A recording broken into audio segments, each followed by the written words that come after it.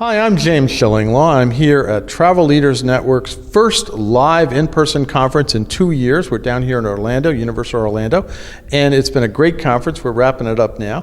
And we're talking to some of the top travel advisors, top travel agencies in Travel Leaders Network, and one of them is Vacations to Go. I'm here with Emerson Hankamer, who is the head of Vacations to Go, and he actually just won an award. We'll tell you what it is in a bit.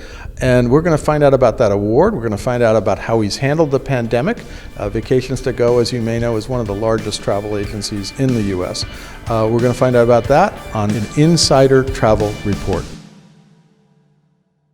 Emerson, first of all, great to meet you. Likewise. I saw you up on stage accepting your award, and you actually had a little interesting, you actually gave a speech, which most people have, but it was a super speech thanking really a lot of people for getting through here. So I saw that and I said, we got to talk to you. Yeah. So it was great to talk to you. Let's talk about, first of all, Vacations to Go. Tell us a little bit about it for those who may not know it, but most of us do.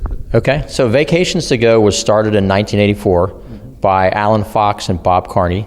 Started as a membership organization where you had to pay to become a member to get access to last minute deals. Right. And the internet of the time were basically 800 numbers, so people would call in. I remember those days. Yeah, it seems like a long time ago. I came on board as an intern in the summer of 1999, and back then the business was sort of lagging a little bit. They were down to 2 agents, and the internet was something new. It's kind of hard to imagine right now. But I remember it very well. We were all wondering, how are we going to adapt to this? Right? So sort of overnight, businesses that had the most advantage were ones with the most physical locations, because people drove up to strip centers and so forth to meet their travel agent to book. And then the internet came along, and suddenly all that real estate and all those leases and payments became a liability, and you could find all those customers online. That's right. And so we really relaunched at that time. And from the summer of '99 through, call it, January of 2020, went from 2 agents, or maybe call it 5 total employees, to over 900. That's amazing. That is that quick. You ramped up that quickly. That's amazing. Yeah, it was a great run, right. And powered through a lot of obstacles. Really, the pandemic was the first that really set us back. So we continued to grow all the way up until March of 2020. Yeah, as we all did. Yeah, we'll get to that in a minute. But initially started out as a cruise-only agency, right. And then added river cruise, escorted tours, air hotel packages, so think all-inclusive down to Mexico. And that kind of became our core business for many years. Had some ancillary stuff like travelers with special needs and things of that nature, but those are sort of the main focuses. Now, you just won, I think it's called the Pinnacle Award, which recognizes the top agency in the Travel Leaders Network, and I think you've won this before, and you might win it again. What's the significance of this award? Well, this is a wonderful network, and there are lots of interesting business models and superlative people that I have a deep respect for. I have a deep respect for anybody who runs their own business. In this particular case, we're the largest and most successful seller, primarily of ocean-going cruises, but the other products too. And so they're recognizing us for that achievement, which, we're competitive, we like to win, and it was a real honor to get that recognition. And so you've been up there before, I guess, right? Every year since we joined. That's not too bad. I get it. Now, you mentioned cruise sales, and cruise sales where you really were the strongest. And obviously, over the past year, it's been devastating. You've had, you were booked, a lot of the cruises you booked, you have to rebook now with FCCs and things like that. You've been doing all that for the past 20 months. Right. Really, how did you get through? How did you get through the last 20 months with all that kind of business just evaporating? Well, it's frankly been brutal. Whether you're a large company or a small company, you have employees that you care deeply about. Right. And the most painful thing absolutely was, still brings a tear to my eye, is in March, we had to go to employees, hundreds and hundreds of employees, that many of whom I personally hired when we were smaller, who had been with us for many, many years, over a decade in some cases, and tell them we're sorry, but this is a crisis that we've never seen before in the industry, and something that we don't know really when it's going to end. Mm-hmm. And we have to preserve cash, and we have to have the resources to come out of this with dry powder to relaunch. We can't just come out of it alive. We have to come out with money to grow, because when we start selling again, we're not going to get commissions for another 6 months or more. And so we had this unknown sort of dark tunnel. And so we had to furlough a lot of people, went down to 150 from 900. That's amazing. So it was a shocking, painful drop. And then as we got a feel for what the sort of demand through the pandemic would be, we gradually brought folks back. Obviously, land bookings were... Well, we were going to talk about that land bookings, all-inclusives, all that kind of thing.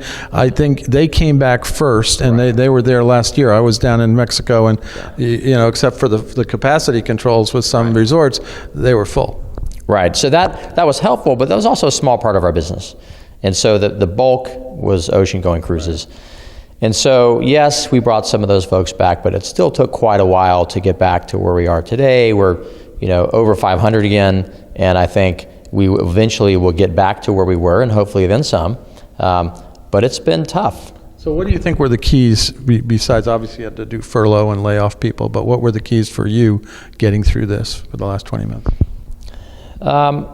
I think there are a few keys. One is the core team that we got down to of our leadership and our core agents were incredibly loyal. We all took either drastic pay cuts or went down to zero salary in case of the leadership. So we're making big sacrifices to stay alive. We knew the model would work when we got out the other side, but we didn't know how long that would be. All the agents really suffered in the sense that they earned a lot less, and they had to deal with just dramatically difficult service issues. Booking, canceling, FCC, quagmires, and it was, a lot of them wanted to throw in the towel. We had difficult moments. We had tears. We just said, hey, you got to stick it out. We'll take care of you. And they did. So a lot of it's the people, it's the relationship with the suppliers. Well, you talked about it in your speech, actually. You gave a little speech. Now, most people didn't, but I think you felt moved to give this speech where you actually thanked both a lot of the cruise CEOs and also for the folks in the room, the family-owned businesses in the room, right? Well, I'm a big fan of family businesses, of entrepreneurs. I think they need to be recognized. They're the heart and soul of America. And so, both things. The suppliers were very helpful throughout the pandemic. They believe in us. They found ways to get us commission. They help with speedy reimbursements.